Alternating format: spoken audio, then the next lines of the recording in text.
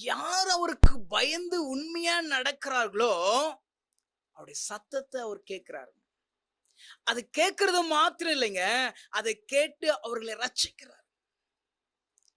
இதுதான் தேவன் நம்மளுக்கு கொடுக்கப்பட்டிருக்கிற வாக்குத்தத்தமான வசனங்க. அவர் நமக்கு பிராமிஸ் பண்ணியிருக்கிறாருங்க. அவர் பொய் சொல்ல ஒரு மனிதன் அல்லங்க. அவர் மனம் மாற ஒரு மனபுத்திரன் அல்லங்க. அவர் சொல்லியும் செய்யாது இருப்பாரா? அவர் வசனித்தும் நிறைவேற்றாது இருப்பாரா? இது வாக்குத்தத்த வசனத்தை அவர் கொடுத்திருக்கிறாருங்க. அவருக்கு பயந்து நடக்கிறவருடைய சத்தத்தை அவர் கேட்டு அவர்களை ரட்சிக்கிறாருங்க. நோவா அங்க இருந்த காலகட்டத்துல அவர் உத்தமனா இருந்தாருங்க.